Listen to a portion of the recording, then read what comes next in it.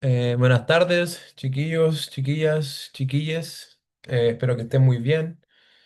Estamos acá, próxima semana el 18, así que paciencia, tiempo. Ya se vendrá ahí el anhelado descanso y disfrute ahí de las vacaciones. Bueno, como habíamos acordado, esta va a ser la primera cápsula de lo que vendría siendo las cápsulas que les voy a estar haciendo en torno a sus lecturas obligatorias. Hoy día vamos a ver, el primer texto que vamos a ver se llama El encuentro terapéutico, este del autor Minuchin. Y ya en el segundo texto vamos a ver la evolución del interrogatorio circular. Un poco para contextualizar, Salvador Minuchin es un médico y psiquiatra argentino que se dedicó mucho a la terapia familiar, valga la redundancia, y que él fue el creador de la terapia familiar estructural. ¿Ya? Ahora ya para adentrarnos un poco en lo que es el texto de Minuchin, este va a ser específicamente el capítulo 5 llamado El encuentro terapéutico. Este es de su texto que se llama Familia y terapia familiar. Em, por lo que vi, la profesora Mónica solamente subió como el capítulo 5 el que hay que leerse. Sin embargo, en internet encontré el texto completo. Así que si alguien quiere seguir indagando y profundizando en este texto, me lo puede pedir al mail y yo felizmente se lo envío. ¿Ya? Bueno, ahora ya como para entrar de fondo en lo que es el encuentro terapéutico, según el autor, lo que él llama el encuentro terapéutico se debe mucho a qué es, cuál es el encuentro entre la persona terapeuta y la familia, el equipo, ¿ya? Y bueno, que también nos plantea que la familia siempre va a tener que ir a la sesión en búsqueda de ayuda, es decir, como pidiendo ayuda, ¿ya? Eh, y casi nunca se da el caso de que como que la familia está previsualizando que se viene como un quiebre en el sistema como, o como en el núcleo familiar, por así decirlo. No es que como que la familia lo prevé o que esté como deviniendo un problema, sino que hay un punto de quiebre, ¿ya? Y es por esto al que ellos recurren a la terapia, ¿ya? Así que siempre suele haber como un evento que podría ser como el motivo de consulta, si lo queremos poner como en términos más clínicos, ¿ya? Que lleva a la familia a pedir ayuda. Eh, bueno, por lo que siempre la familia quiere ir o busca al momento de pedir ayuda, ir con esperanza, ¿ya? Esperanza de lograr un cambio, de lograr como visualizar un cambio positivo en la familia, ¿ya? Así que, por lo que el autor plantea aquí en el texto, que la familia siempre tiene esta predisposición a que esta va a ser una oportunidad para realizar una afirmación significativa en cuanto al vínculo familiar, ¿ya? Y que ya, una vez ya incursionando en lo que es la primera sesión, la familia siempre vendrá con un discurso de somos quienes somos, nos conformamos por estas cosas, por estas pautas, por estos tratos que nos damos entre nosotros. Esto como para afirmar su postura y darle como una breve visualización al terapeuta de cómo se conforma la familia y la manera en la que hacen las cosas. Esta sensación y esta forma de exponerse al terapeuta tiene una ocurrencia específica. Y dado que si bien la familia al momento de recurrir a la terapia cuentan con montos de ansiedad que igual son esperables tanto para la familia como para el terapeuta en un principio, ¿ya? Así que créanme que para sus primeras sesiones, tanto el paciente como ustedes van a estar con ansiedad, ¿ya? Así que no se preocupen por esa parte. Y esto también a que se encuentren en un espacio de autoobservación. Es mediante esta instancia donde ellos van a poder autoobservar sus pautas relacionales ya. Sin embargo, por lo que nos plantea el autor en este capítulo, siempre hay que tener presente que el terapeuta trae su propio equipaje vital, ¿ya? Es decir, que él tiene que idealmente el terapeuta debe tener comprensión de sí mismo, de quién es él, cómo pienso yo en mi ser y cómo a partir de mi ser, de mi persona, voy a encajar con esta familia. Si bien acá hay una cita que está en la primera página que dice, el terapeuta posee las ventajas y las desventajas del entrenamiento. Tiene experiencias de encuentros previos con otras familias, lo quiera o no. Por lo que acá pone como unos casos, ¿ya? Dice, las familias con niños jóvenes necesitan tal cosa, las familias que presentan enfermedades psicosomáticas tienen a actuar de tal forma debido a tal cosa. Acá hay una que igual me llamó bastante la atención, que es las familias donde se da el incesto, y ahí no sigue profundizando en eso. También dice las familias con niños adoptados, pero ¿qué es lo que busca específicamente el autor al plantearnos estas cosas? Que bueno, más allá de los supuestos que tiene el terapeuta, él no se puede quedar como con una visión previa de la familia o como de otros encuentros que tuvo con otra familia y que él tiene que trascender de esta, tiene que desligarse completamente debido a que cada familia es distinta, cada familia consta de distintas subjetividades, de distintas formas de relación, pautas de relación, ¿ya? Así lo primordial en una primera sesión es lograr reconocerlos, reconocer estas pautas, reconocer las formas en que se relacionan y también ir identificando y obviamente como guardando los datos que se vayan haciendo en el levantamiento de información, por así decirlo, que obviamente va a ser el diálogo que tengan ustedes con la familia, con la pareja, etcétera. ¿Ya? Es decir, como de los datos que vayan surgiendo en el encuentro con el otro.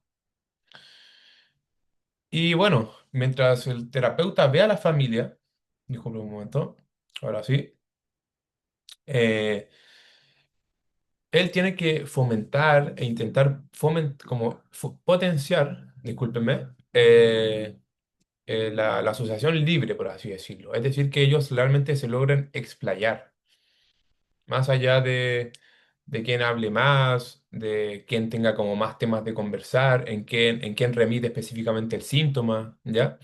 Es muy importante darle tiempo y prioridad a cada uno de los miembros, ¿ya?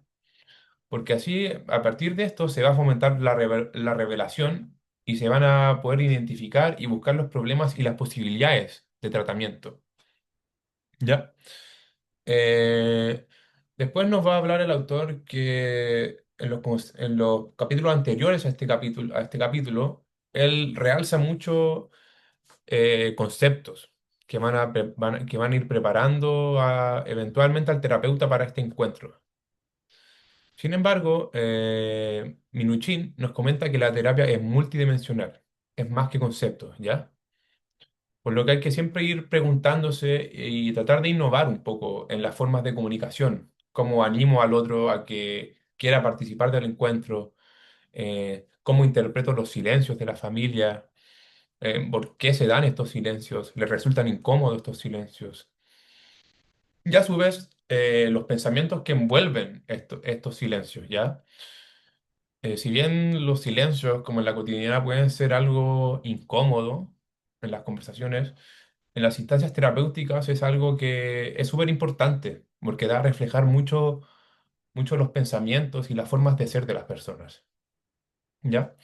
Aquí el autor plantea nuevamente otra cita que quiero usar, que dice, el terapeuta tiene que ser la audiencia, actor y el director en la terapia, y a su vez, miembro del sistema terapéutico. Esto relacionándoselo un poco a la cibernética de segundo orden, donde el observador no es netamente el observador externo, sino que él se involucra y participa de una manera activa en las sesiones, ¿ya? Esto para poder evidenciar y experimentar con nuevas y mejores maneras de relacionarse, tanto entre los miembros de la familia como entre los miembros de la familia y con el terapeuta en sí. Ahora bien, ya avanzando un poco con lo del texto, Minuchin va a exponernos 4 casos clínicos para dar a evidenciar en qué consiste el encuentro terapéutico. Em, yo voy a usar tan solo uno de los 4 casos clínicos porque me pareció el más acorde para ejemplificar lo que nos está planteando Minuchin. ¿Ya? Y bueno, estos también van a servir para demostrar un poco las tensiones que implican un primer encuentro. También lo que conlleva este primer encuentro, que es la búsqueda de los patrones familiares, la exploración de cómo encaminarse hacia el cambio y los intentos que uno tiene como terapeuta para unirse a la familia y desafiarla. Porque aunque no lo queramos, las sesiones van a ser instancias incómodas y desafiantes, ¿ya? No siempre va a ser una vía fácil y sencilla, ¿ya? Y bueno, ya adentrándonos al primer caso clínico, igual en todo caso yo les recomiendo que lean el texto por su parte, que le echen una ojeada a los otros tres casos clínicos porque son bastante interesantes. A mí me llamó principalmente el segundo, que habla de una chica que tiene alucinaciones auditivas. Y bueno, no se lo puedo spoilear, pero léanlo porque es realmente interesante. ¿Ya? El primer caso se llama la familia Ramos, la tiranía del síntoma. Bueno, él atiende a esta familia en un contexto aquí de Sudamérica y nos cuenta que esta familia ya llevaba 5 meses de terapia, en la cual él lo recibe en una consulta en la forma en la que él va a como ir progresando de 2 sesiones, ¿ya? Bueno, ahora bien, el motivo de consulta manifiesto de la familia era que ellos habían venido a raíz de una severa conducta obsesivo-compulsivo por parte de la señora Ramos, es decir, como la esposa, ¿ya? Y que bueno, ella organizaba por completo la vida familiar en torno a su síntoma, ¿ya? Y bueno, que su principal sintomatología se daba como a relucirse que ella misma se veía controlada por el asco. Al tocar algo le daban náuseas. También empezaba como a tener palpitaciones muy severas y empezaba a sudar. ¿Ya? El momento que ella empieza a hablar sobre esto, voy a leer aquí en el texto, el terapeuta le dice lo siguiente. Eh, Siempre ella, y miren, la señora refiere lo siguiente. Siempre que tocaba algo sucio, experimentaba náuseas, palpitaciones y sudoración hasta que lograba lavarme las manos. Por lo que el terapeuta le dice, le pedí que me mostrara sus manos. Estaban enrojecidas y en carne viva de tanto lavarlas. Las miré cuidadosamente sin tocarlas. Eso como motivo de consulta, ya manifiesto. ¿Ya? Ahora un poco para ponerlo en contexto. La familia se componía por su hijo Tomás, de 13 años, Juan, de 19 años, y el señor Ramos, la pareja de la señora Ramos. Y bueno, ellos, a partir de cómo la señora Ramos manifestaba el por qué habían venido a consultar, ellos escuchaban a la señora Ramos cómo ella describía cómo en un momento ya era tan severo el tema de la limpieza y del asco que le devenían ataques de ansiedad cuando ella o alguien de su familia tocaba algo sucio. Esto igual me parece interesante porque no era mente como el propio higiene, no era como el autohigiene solamente cuando le da ansiedad, sino que era como también con el resto de su familia, es decir, que los englobaba a todos en esta dinámica. ¿Ya? Y bueno, otra cosa que nos plantea Minuchin que le llamó mucho la atención era que, era que la señora se le reducía la ansiedad cuando alguien de su familia tocaba algo sucio y se lavaba inmediatamente las manos. Después ya indagando un poco más, la madre le comenta a Minuchin que su propia madre, es decir, la madre de la señora Rosa, la obligaba constantemente y y la llevaba reiteradas veces a lavarse las manos, de 2 a 3 veces por día. Y ya siguiendo un poco ahora como que Minuchin reflexiona en torno a esto y le impresionaba cómo es posible que el síntoma se expandiera a tal nivel que los incluyera a todos y a cada uno de los miembros de la familia. De modo que al final toda la vida de la familia se regulaba, tenía un proceso homeostático, por así decirlo, mediante el lavado de manos, ¿ya? Después nos sigue comentando que ya habían transcurrido exactamente 40 minutos de la primera sesión y nos dice que el terapeuta Minuchin aún sabía tan poco sobre la familia Ramos como desde el principio, es decir, que no había logrado levantar tanta información sobre el resto, ¿ya? Y que toda la primera sesión había sido absorbida por el relato del síntoma. Así que Minuchin aquí nos plantea que en el encuentro terapéutico a veces no hay que guiarse netamente por el síntoma, sino que hay que tratar de profundizar e indagar en otros aspectos de la vida, ¿ya? Que no, que si bien es muy relevante el síntoma, no hay que solamente guiarse por el malestar de este síntoma, ¿ya? Y bueno, como en el caso de esta familia, de la familia Ramos, el poder del síntoma estaba llegando a un nivel tan fuerte que controlaba a la familia entera. Y que los padres no habían, y que a partir de esto, él, ya una vez aterrizado un poco y que había desglosado la sintomatología y el porqué de la sintomatología, él empieza a indagar en torno a la madre, ¿ya? Y empieza a investigar un poco lo que había sido su vida pasada, ¿ya? Y comenta y regresiona a lo que fue cuando se casó con su esposo. Y que como a partir de este encuentro entre dos personas, esta pareja no había logrado desarrollar nuevas formas de relacionarse al momento de casarse, sino que principalmente la esposa estaba manteniendo sus viejos patrones, ¿ya? Como este hecho de la higiene, de tener que lavarse constantemente las manos, ¿ya? Y que bueno, esto tenía que ser al contrario, ¿ya? Que tenía que ser al contrario porque tenían que darse la oportunidad de generar nuevos patrones en unión, en pareja, ¿ya? Y bueno, a partir de cómo ya la sesión, como ya les dije, se está rigiendo netamente por el síntoma, esto había que guiarlo un poco hacia la exploración. Y también quiso, porque bueno, en la primera sesión estaban los hijos también, ¿ya? Entonces quiso indagar en cómo los hijos estaban enrolados en el conflicto cónyuge, ¿ya?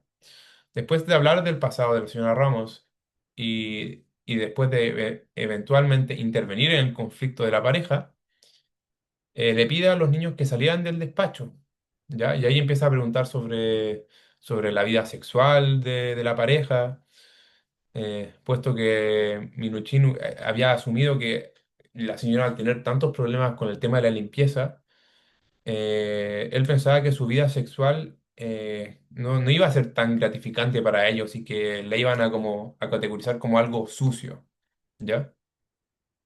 Sin embargo, la señora Ramos le dice que a su esposo le gustaba mucho tener relaciones sexuales y que ella no tanto, pero que se compadecía de él y que le daba cada sábado la oportunidad de tener como coito, ¿ya?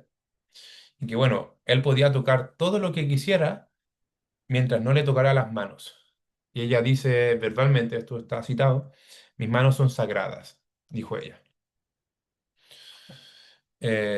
Minuchin sigue indagando, sigue explorando ya, porque quería desviarse un poco del síntoma como tal, y le pide a los chicos que salgan de la terapia, ya, y acá vuelva a tocar el tema de la sexualidad y que eventualmente eh, ella le dice como que ella sentía que no sentía contención por parte de su esposo y que no la ayudaba como en sus temáticas, no se mostraba como presente en la relación, por lo que el terapeuta, Menuchin, decide ponerse más del lado de la señora y para que el esposo lograra visualizar esto y estuviera más presente en la relación, como afectivamente hablando, ¿ya?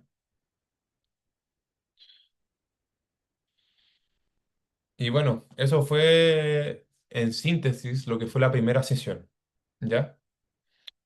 Después invitó a la pareja, después, al cabo de 3 días, a una nueva sesión, en donde le solicita al esposo que él encontrara nuevas formas de relacionarse, ¿ya?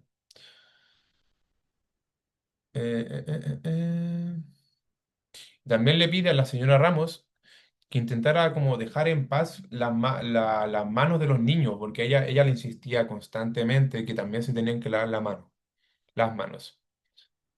Y esto con el propósito de generar sentimientos de autonomía, ¿ya? Para que puedan ser dueños de sus propios cuerpos. Ya que, y en palabras de Minuchin, le dice, le pedía a los niños que dijeran a su madre que sus manos les pertenecían y que se lavarían cuando pensaran que era necesario. Y bueno, cuando la sesión finalizó, estrechó la mano de cada uno. Y bueno, después de que se marcharan, Minuchin recuerda que las manos de de la señora Ramos, en sus propias palabras, eran sagradas y que no tocaban las manos de otra persona. Sin embargo, él mismo en la despedida se despide despidiéndose con las manos, ¿ya? Entonces esto es como un indicador positivo del progreso que se dio en en las sesiones, ¿ya?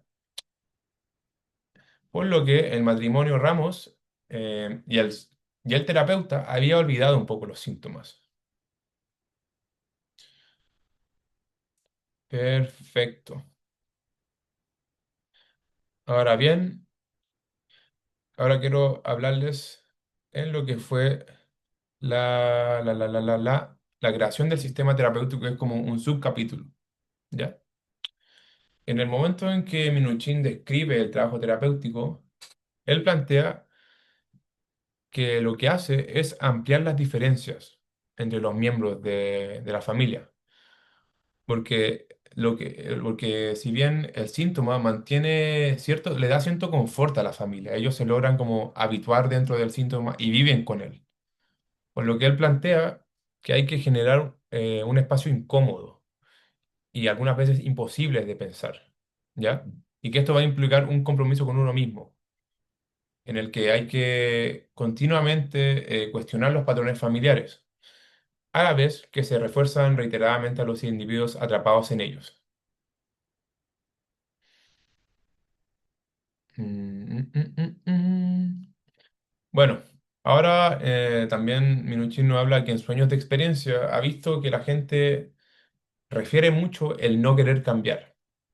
Y esto, en relación a lo que mencionaba anteriormente, que la familia, inconscientemente hablando, prefiere mantener el síntoma, porque ya están acostumbrados a él, funcionan ante él, se acostumbraron a él, viven su vivencia desde el síntoma, ¿ya? Por eso el terapeuta siempre tiene que tener esta misión o este como fin de cuestionar la costumbre o lo acostumbrado y intentar generar disonancias cognitivas, por así decirlo, o inestabilidad entre los miembros, y que a partir de esto logren fortalecer sus vínculos y les ayude a encontrar nuevos modos de responder. Que hay que trabajar con esa energía, con esa incomodidad, movilizarla, trabajarla. Esto dará eventualmente el cambio familiar, según lo que dice Minuchin. Y bueno, eso sería en torno a lo que es la creación del sistema terapéutico, cómo no hay que focalizar netamente en el síntoma, hay que explorar, hay que indagar, hay que seguir escarbando, porque a partir de los otros aspectos de la vida de los pacientes van a salir a relucir los otros factores que van a complementarse al porqué del síntoma, al porqué surge este. ¿Ya? Hay una cita muy buena de Minuchin en el texto que dice lo siguiente, que es como para esclarecerles un poco la idea. Las familias presentan unas fotografías muy bellas y estáticas. Ven cómo el síntoma mantiene estática a la familia, no la moviliza, ¿ya? Y él dice, yo soy el de los dedos ansiosos por dibujar bigotes en la familia, ¿ya? Para cambiar estas pautas relacionales entre otras cosas. Ahora quería hablar un poco algo más puntual, que lo voy a leer un poco textual, pero igual se lo voy a explicar con mis propias palabras, que son como unas reglas conceptuales universales que plantea Minuchin, que les podrían ser útiles a ustedes al momento de tener instancias de terapia con familias, con pareja, en su role-playing, ¿ya? Y cómo esto dará paso a un proceso de transformación familiar. Bueno, él nos dice lo siguiente. Las familias son sistemas sociales conservadores, organizan a sus miembros hacia un cierto funcionamiento previsible con respecto al otro. Es por esto que los modos alternativos de relacionarse que tenga cada miembro familiar son marginados por las vías preferidas de la familia, ¿ya? Y que bueno, a medida que las familias evolucionan, se dan nuevas circunstancias que van a requerir de una nueva manera de pensar, de sentir, de relacionarse entre los mismos miembros, ¿ya? Y bueno, acá lo ejemplifica, con, por ejemplo, con el nacimiento de un hijo, el envejecer, el cuidado de los niños, el abandono de la familia por parte de los hijos, el cambio pérdida de trabajo. Estos son ejemplos de transiciones que contienen elementos de peligro, pero que a la vez van a presentar elementos de oportunidad para la familia, ¿ya? Y que es en esta misma instancia donde las familias eh, crecen y se convierten en más complejas o se estancan, se pueden empobrecer también, si es que no logran darle elaboración a ese suceso, ¿ya? Y es por esto como los síntomas de tan solo un miembro familiar puede manifestarse en toda la familia en su totalidad. Y ahora un poco otra cita que nos dice, el yo es siempre íntegro, constreñido por el conjunto de las relaciones familiares. Uno puede reconocer el síntoma de un miembro familiar y señalar cómo el control se encuentra de alguien más, según los modos de la función y estructura familiar. Aquí lo que nos dice es cómo a partir de los modelos o las pautas de crianza que tengan los padres, esto puede darse a reflejar eventualmente en sus hijos, en sus mismos modos de interactuar, ¿ya? Habla mucho de la transgeneracionalidad, de la sintomatología transgeneracional. Em, y bueno, ahora en torno a lo terapéutico, dice que el terapeuta mantiene ideas y sesgos sobre las normas familiares y sobre el mejor ajuste familiar. Y que bueno, esto solo puede ir en la dirección que la familia indica cuando representan su drama y muestran las posibles alternativas. Es decir, que el terapeuta se tiene que salir de lo normado, tiene que buscar vías, tiene que buscar opciones alternativas para vincularse con la familia y generar o generar instancias, oportunidades de cambio, cambios de paradigma, por así decirlo. Ahora, en torno a las transformaciones en la familia, que son otro de los subcapítulos del texto, los miembros de la familia se representan a sí mismos alrededor del síntoma y de la definición familiar del portador del síntoma, por lo que la familia y las sesiones tienen que girar en torno a la exploración detallada, la ampliación y el desafío de esta comodidad, de esto que ya está como configurado, estructurado en la familia. Y bueno, cómo a partir de estos cambios de patrones familiares se requiere que los miembros de la familia formen alternativas de comportarse y relacionarse, que solamente van a estar disponibles bajo ciertas condiciones, es decir, desde el espacio terapéutico, ¿ya? Y que bueno, el clínico es el motor del cambio.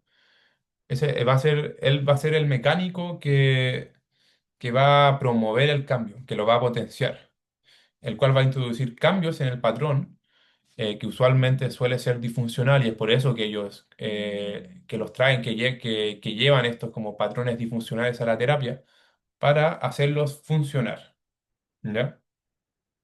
Y bueno, esto también pensarlo hacia dónde dirigir el proceso de cambio.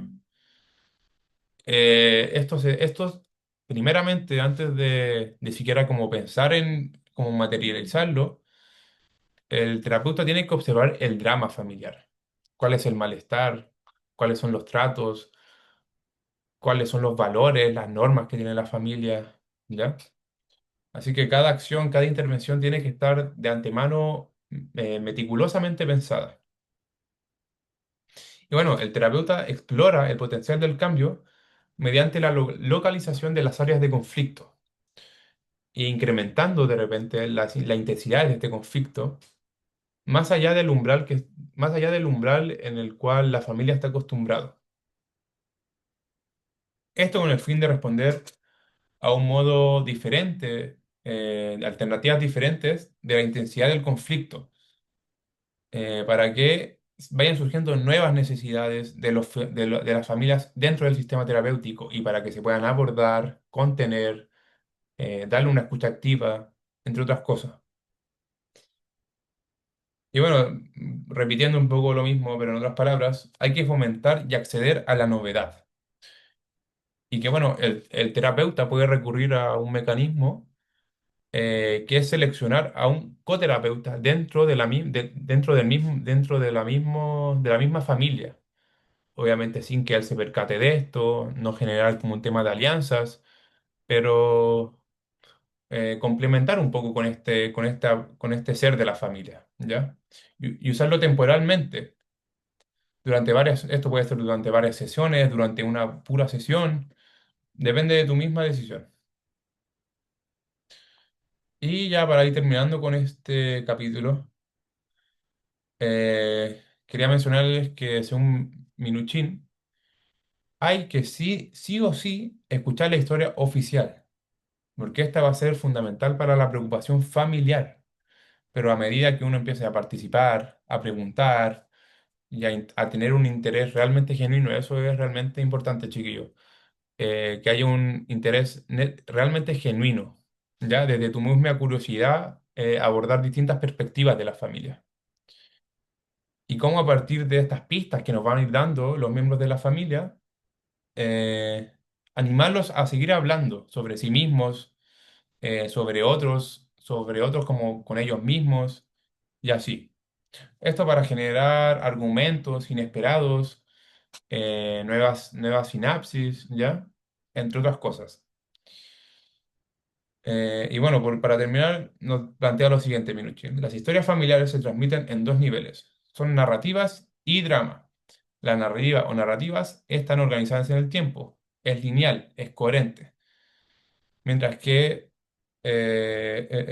mientras que la narrativa son todo el argumento, los personajes, las conclusiones que se desenvuelven en una secuencia ordenada, ¿ya? Porque es muy importante situar una línea temporal al momento de atender a familias, ¿ya?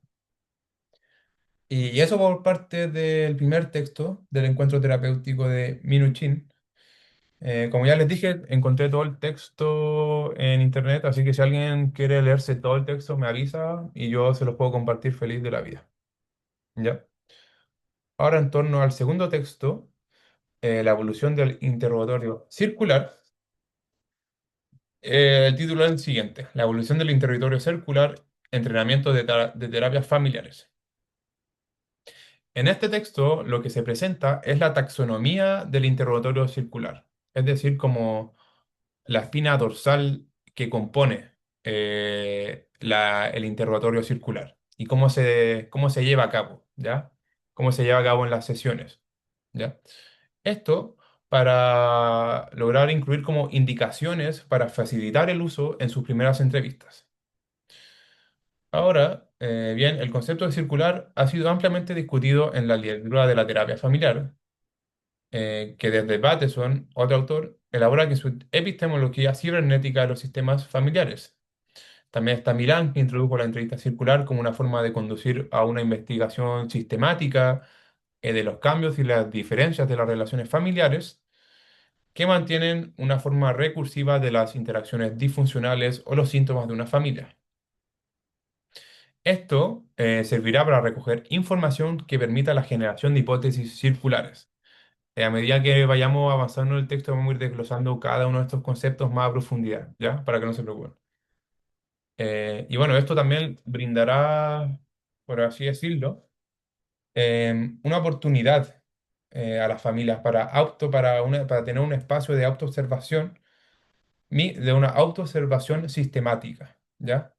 Logrando desarrollar una mayor conciencia de las conductas interracionales y que sea recíproco, y que en sí mismo promueva cambios importantes significativos, ¿ya?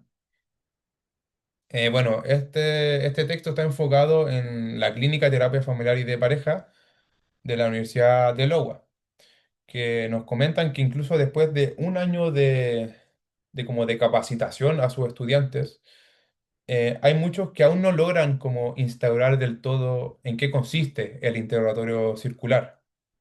Esto debido a que no captaban las diferencias entre las preguntas e hipótesis circulares y las lineales. Esto también debido a lo que fue como conformado como el pensamiento sistémico, ¿ya? Pero igualmente se busca facilitar el proceso de aprendizajes desarrollando una taxonomía, es decir, como un esquema de preguntas circulares, y también se va a diseñar un manual con indicadores, esto para facilitar la enseñanza de los procedimientos que lleva como el paso a paso que conlleva el interrogatorio circular, ¿ya? Por lo que la circularidad busca describir las secuencias e interacciones puntuadas como un continuo infinito de círculos, loops o circuitos, dice el texto, que puede que solamente aumenten la confusión, disculpen, y hará que las metáforas y las imágenes sean más útiles, ¿ya? Esto dado que la esencia de la circularidad no es su forma, sino sus implicancias. Las conductas y las creencias no ocurren de una forma aislada, ¿ya? Todo desde la mirada sistémica, ¿ya? Un sistema total, abarcándolo todo. Ese es el sistema, ¿ya? Por lo que no va a ser de forma aislada y los individuos van a poder ser autocomprendidos desde sus contextos interrelacionales. Y que la familia se va a focalizar en las relaciones de un miembro de la familia desde su contexto ambiental, histórico, evolutivo, ideológico, político, sociocultural, socioeconómico, desde el país en el que estemos realizando la intervención, la terapia, ¿ya? Así que busca como su perspectiva, busca como que se logren circularizar y enfatizar en las secuencias cíclicas de interacción que se interconecten con las creencias de la familia, sus valores. Estos patrones de relaciones y creencias van a servir para perpetuar conductas y creencias disfuncionales, es decir, como para hacer consciente eh, estas creencias y relaciones que son inconscientes dentro de los patrones relacionales de la familia. ¿Ya? Por lo que Minuchin nos dice lo así, digo Minuchin, por lo que es que en el texto son hartos autores, así que vamos a decir que en el texto nos dicen lo siguiente. La entrevista circular investiga los patrones de relación contextual recurrentes que constituyen el sistema familiar, ¿ya? Y en la que el terapeuta va a usar frases que son las preguntas de relación o las preguntas circulares.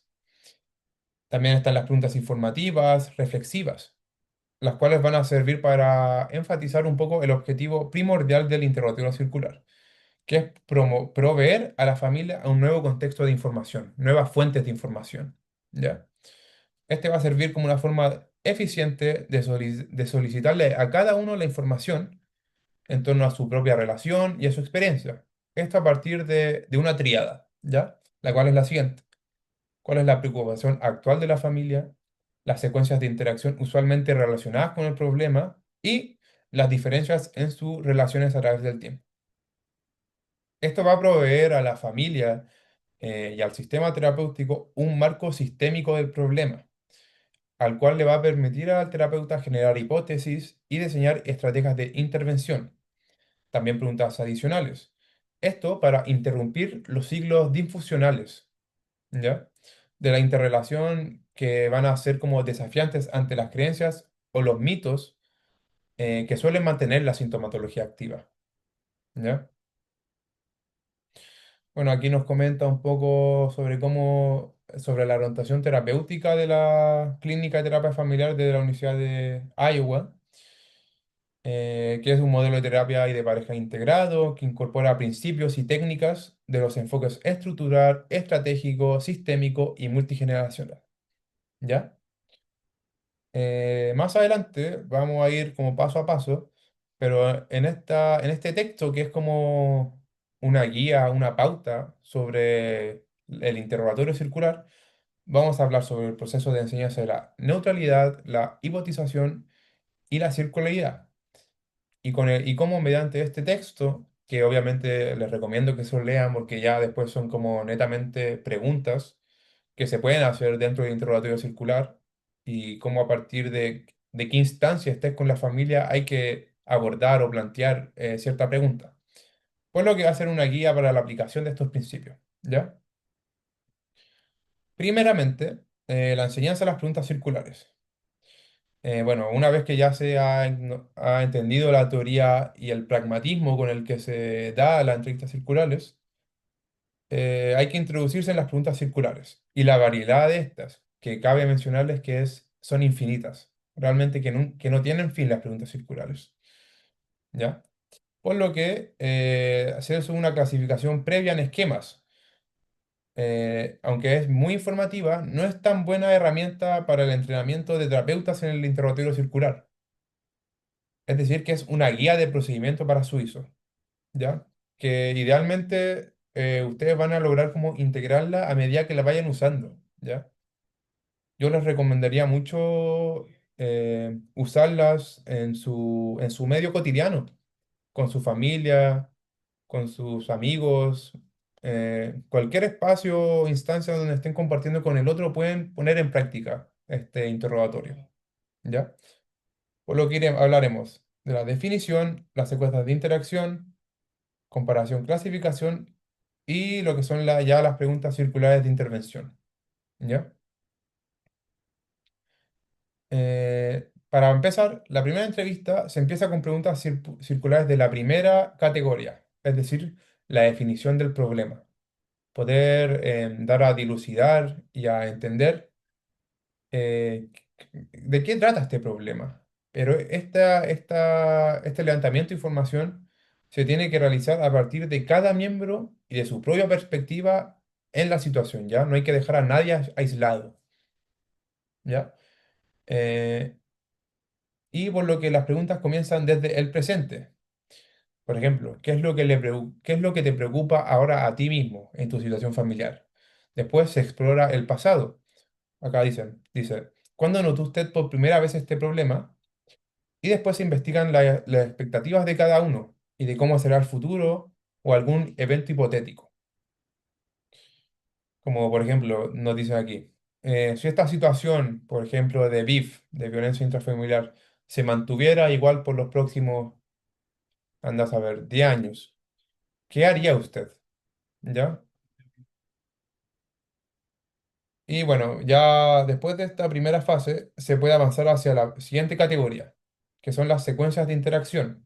Estas van a ser para explorar las interacciones que se relacionan con el problema actual, tal como lo ve la familia y lo hipotetiza la familia, en el cual se va a lograr que a partir de este como feedback o retroalimentación entre los mismos miembros de la familia, se tenga una visión circular del problema, ¿ya? Por lo que idealmente se tiene como que trazar un arco cronológico, nos dice el texto. Cómo el síntoma fue trazando a través del tiempo, evidenciando los eventos, los contextos relacionales que ocurrieron antes y durante la aparición del síntoma. Y también la visión actual del síntoma y las expectativas, y como ya le había dicho, las expectativas a futuro. ¿Qué podría suceder si se sigue manteniendo este síntoma? ¿Ya? Eh, eh, eh, eh. Bueno, también se pueden explorar de esta manera las soluciones intentadas al problema, con una investigación de cuáles han sido si es que han intentado buscar otras soluciones, si es que fueron eficientes o fueron ineficientes, si es que hay alguna que haya sido eficaz, en qué momentos, siempre contextualizando desde una línea de tiempo. Eso es muy importante. Ahora bien, las preguntas de la tercera categoría exploran las relaciones, las creencias, los valores, los mitos, ¿qué más? Los pensamientos y los sentimientos, ¿ya? Y esto se hará a partir del terapeuta pidiéndole a cada miembro de la familia que describan los comportamientos y la creencia de los otros y que definan las relaciones interfamiliares a través del tiempo. Ahora, la cuarta categoría, que ya son las preguntas circulares de intervención, difiere de las otras preguntas, digo, de las otras categorías, ¿ya? Ya que tienen otra intención. Bueno, esto es importante que les quede claro que para llegar a esta cuarta categoría tienen que quedar, ustedes como terapeutas, tienen que ya tener hipótesis, Ya tienen que tener claro más o menos los sistemas de interacción entre las familias, también los sistemas de creencias, y esto para que sus hipótesis logren ser como tentativamente confirmadas. Las preguntas de intervención también sirven como una forma de desafiar los patrones de interacción de la familia, es decir, para ponerlos en duda, ya para que ellos mismos logren como este autocuestionamiento. También están los reencuadres, las connotaciones positivas, las paradojas, las posibles alternativas. Esto siempre plantearlo desde preguntas circulares, para que sirvan como de una forma indirecta de entregar nueva información y oportunidades de cambio. Estas intervenciones o preguntas de intervención sirven para confirmar o refutar tus hipótesis sobre las relaciones o las creencias que mantienen los síntomas. Ahora bien, en cuanto a las dimensiones temporales de cada una de las cuatro categorías, el cual es presente, pasado y futuro hipotético, cada una de estas dimensiones temporales, el terapeuta puede investigar lo siguiente, que lo voy a decir textual. A. Diferencias o cambios en las relaciones dentro de la familia, creencias o comportamientos de los miembros de la familia o entre su familia y otras familias. B. Acuerdos o desacuerdos entre los miembros. Y C. Explicaciones de por qué las relaciones o interacciones se han dado como así y los significados percibidos de ciertas conductas. Estas preguntas van a permitir al terapeuta poder profundizar y explorar en cada punto y también a la vez poner a prueba las hipótesis del mismo terapeuta.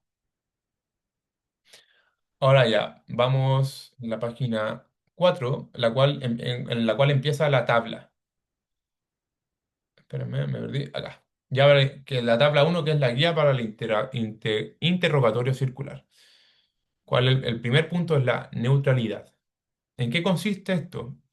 En que es importante que la familia logre ver al terapeuta como alguien neutral, ¿ya? En el cual hay tres puntos. Que la familia logre ver que el terapeuta no toma partido con ningún miembro o subgrupo, que el terapeuta no salía con una persona específico y con ninguno al mismo tiempo, es decir, que está como en sintonía con todos, y que éste no enjuicie y que acepte cada uno, que valide como la opinión de cada uno de los miembros, ¿ya? Nunca desde el prejuicio o desde la crítica.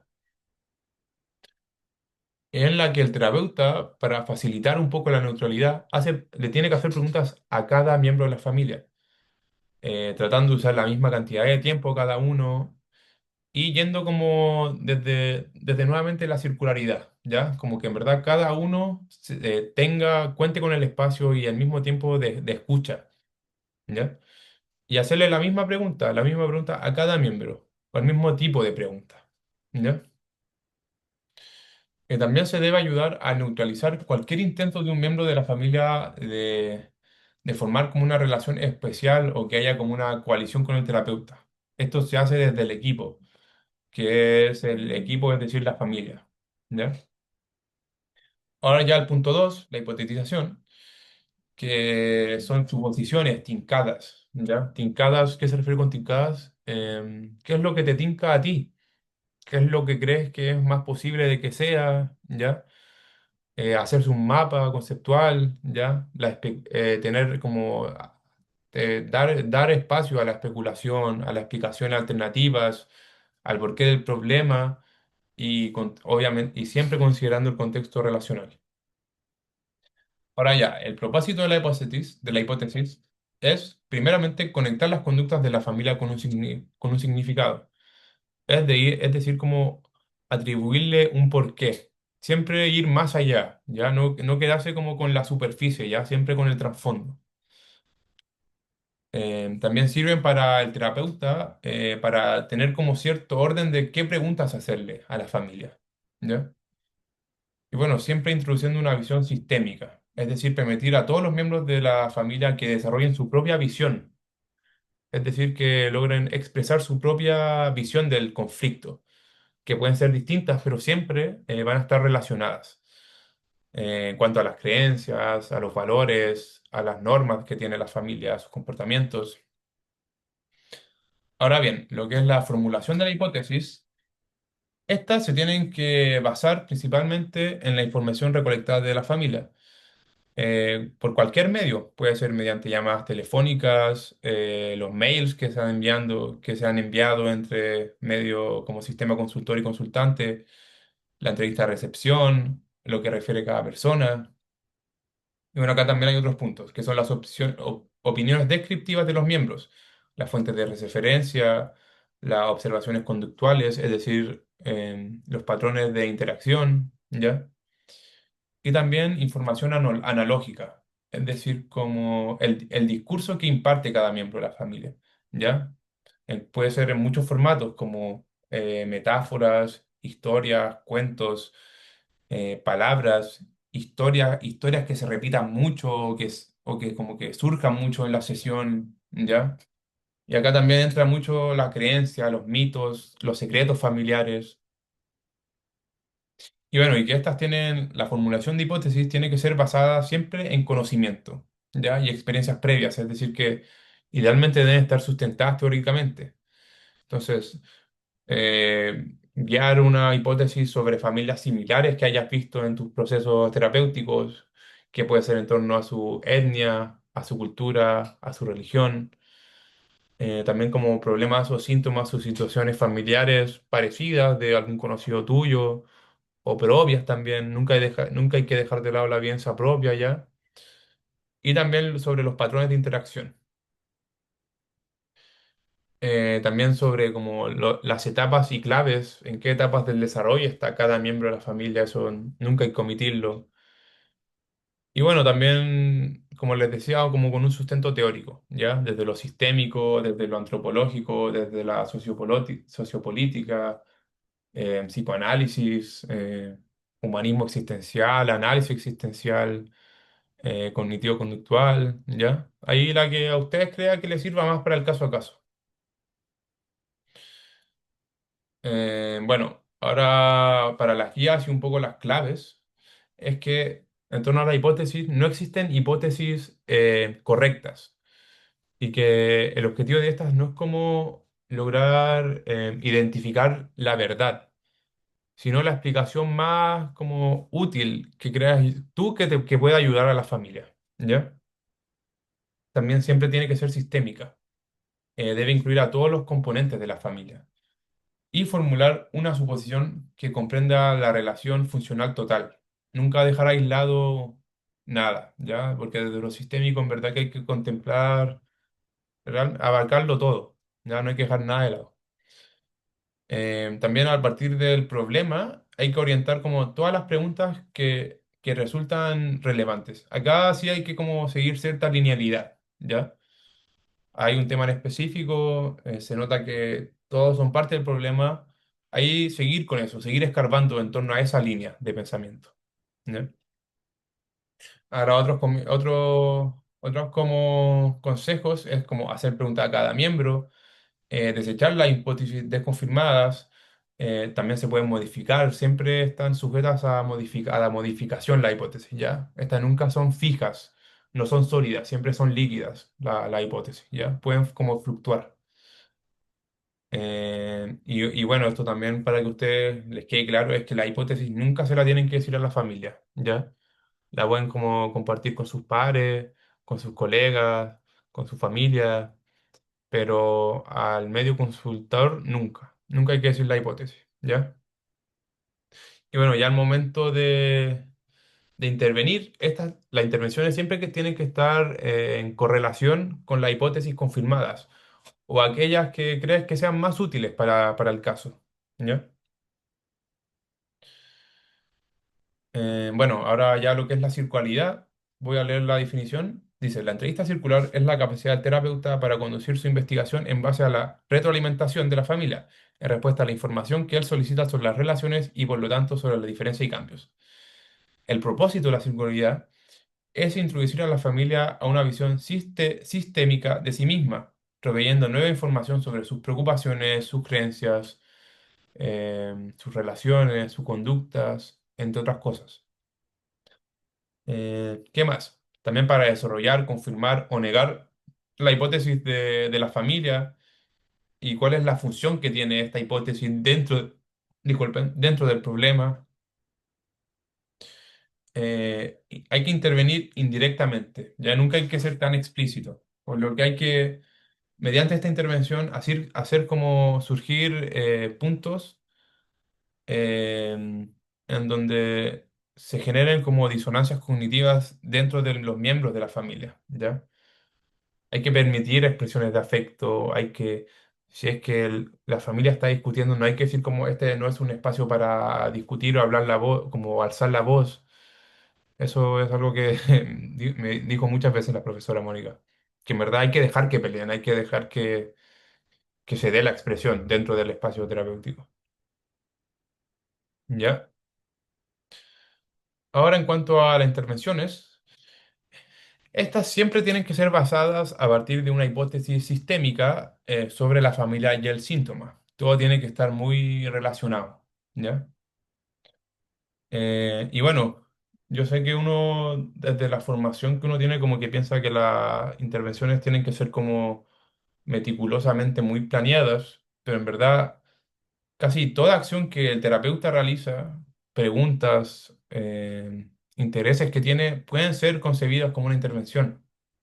Y que bueno, estas no tienen que ser al azar, sino que siempre se tiene que considerar cuál es la más apta. Y esto para eventuar la habilidad de la familia, para aprender, crear o encontrarle soluciones.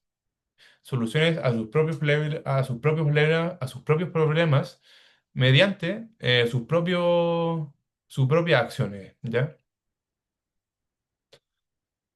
Eh, eh, eh, eh. Bueno, ahora ya la tabla 2 que son las preguntas circulares, la clasificación y la descripción, es que, bueno, como ya les dije reiteradas veces, hay que hacer preguntas a cada miembro sobre su percepción del problema, que cada uno dé su propia explicación de la situación, ¿ya? Y a partir de esto, ¿cuáles son las hipótesis de los mismos miembros al porqué de este síntoma o de este malestar? ¿Ya? Que todos consideren como el problema o el porqué del problema y que logren evidenciarlo, de que existe, de que por algo están como requiriendo esta ayuda. ¿Ya? Por ejemplo, en el caso de los niños, es preferible no hablar de problemas, dice el texto, sino que a ellos se le puede como plantear desde una como contraposición, que sería como qué tipos de cambios le gustaría ver en torno al problema, ¿ya? Ahora como también hay que hablar sobre las secuencias de interacción, ¿ya? ¿Qué hace cada miembro de la familia en el momento del problema? ¿Cuál es su relación con el síntoma? Si es que sienten que están relacionados a él, si es que sienten que es independiente de ellos, ¿ya? Hay que preguntarle a cada uno eso, sobre qué hace y sobre qué hace y cuándo lo hace, relacionado al problema o relacionado a la hipótesis que uno como terapeuta se esté formulando, entre otras cosas. El tercer punto es la comparación y la clasificación, en el cual a uno le pide a un miembro de la familia, se le pregunta acerca de los otros miembros de la familia, sobre cuáles cree que son sus conductas, sus creencias, sus valores, sus pensamientos, sus tradiciones, sus hábitos, sus sentimientos, sus relaciones, ¿ya? Esto va a ser para que los miembros de la familia como que logren comparar, contrarrestar y ordenar un poco las diferencias y las similitudes que hay entre los miembros de la familia. Y también explorar los alineamientos y las coaliciones que se dan entre los mismos miembros, es decir, los roces, ¿ya? Como los choques que hay. Esto también relacionarlo a través del tiempo, ¿ya? Como en el presente y en el pasado. Por ejemplo, acá dicen, ¿esto siempre ha sido verdad desde el presente o el pasado o en el futuro? ¿Quién estará más cerca de tu mamá cuando tú crezcas? Y también en el evento hipotético. ¿Quién estaría más cerca de mamá si uno de los hijos se fuera de la casa? Ahora ya netamente en lo que son las intervenciones. Hay que hacer preguntas a cada miembro que sirvan para desafiar o informar o instruir informalmente, digo indirectamente, las respuestas de cada miembro y observarlas detalladamente. para ver cuáles son los desafíos, si es que es necesario un reencuadre, ¿ya? Bueno, y bueno, ya se lo he dicho, pero hay que realizar estas intervenciones cuando ya se tiene como una idea o una hipótesis más como consolidada, ¿ya? Una vez que ya esté esta hipótesis más consolidada, dar paso a las intervenciones, ¿ya? Es decir, que tienes que tener ya la suficiente información acerca de la familia y que haya como cierto grado de rigidez en cuanto a la evaluación y la hipótesis. Esto para que haya una adecuada validación de la hipótesis con la familia, ¿ya? Esto se podría hacer con preguntas que pueden ser ofensivas o amenazantes. Esto será para poner a prueba las respuestas de la familia, ¿ya? Por ejemplo, acá nos dicen un caso. Hay una familia que aparenta estar muy cómoda con la intimidad y la cercanía, pero que sin embargo no se demuestran afecto entre ellos mismos. Por lo que se le puede preguntar cómo los otros demuestran a los otros miembros de la familia que les importa y que ejemplifiquen a partir de esto. Esto va a ser desafiante para la familia y puede ser que les sea un poco incómodo, pero ese es el fin de la intervención, ¿ya? Movilizar un poco la angustia, situarla y hacerla evidente para las personas, para la familia, ¿ya? También hacer preguntas que puedan surgir a los miembros, probar nuevos comportamientos, como, por ejemplo, ¿no has probado, no has pensado, por ejemplo, actuar de otra forma en el momento en que ves a tu hermana angustiada? No sé si has intentado contenerla, ¿ya? Como intentar fomentar nuevas pautas de relación en la misma familia. Ahora ya nos vamos a ir directamente a la tabla 3 que son ejemplos de las preguntas circulares, en la cual ya está la primera, que es la pregunta para definir la definición, digo, preguntas de definición del problema. Es decir, como para indicar un poco en el motivo de consulta, ¿ya? Puede ser tanto latente como manifiesto. Esta va a dar paso a que sea posible pedir una descripción detallada de las conductas. Entonces, como lo había dicho antes, hay que pensarlo primero desde el presente. ¿Cuál es el problema actual de la familia? ¿Qué preocupación los ha traído a la terapia ahora? ¿Esto está teniendo efectos en los niños? Preguntarle a los niños qué cambios les gustaría que hubiese en su familia ya para no situarlos como que hay un problema, sino que situarlos desde el cambio, ¿ya? También está la diferencia, que es como plantearlo un poco al futuro. ¿En qué sentido es esto distinto a lo que pasaba antes? ¿O en qué momento cambió? ¿Sientes que hubo un antes y después? Entre otras cosas. Después están los acuerdos y los desacuerdos, en el que se le pregunta, ¿quién está de acuerdo con que quién está de acuerdo con usted de que ese es el problema? ¿Ya? Para fomentar un poco el diálogo y la discusión también, para ver si es que están todos a bordo en torno a lo que está diciendo el miembro de la familia. Y a esto hallarle un significado, una explicación. Después está el pasado, como cuál era el problema de familia en ese entonces, como antes de que se mudaran de la casa, tenían problemas, antes del colegio tenían también estos tipos de problemas. Y ahí nuevamente volver al acuerdo o al desacuerdo. ¿Quién está de acuerdo con lo que está diciendo papá? ¿Te hace sentido a ti lo que está diciendo tu papá? Entre otras cosas. Ahora están las preguntas de secuencia e interacción, en el cual el foco está en las conductas, ¿ya? Entonces, vuelvo a insistir. Está A, presente. ¿Qué hace? ¿Desde cuándo? ¿Qué pasó después? ¿Qué pasó antes? ¿Dónde estaba ella cuando pasó esto? ¿Qué hizo? ¿Quién fue el primero en que se dio cuenta? Acá también hay ejemplos específicos, como por ejemplo, pregunta a la hija, ¿cuándo tu mamá trata de que tu hermano, como y ella, rehúsa qué hace el papá? Y luego, ¿qué hace la mamá? ¿Qué hace tu hermana?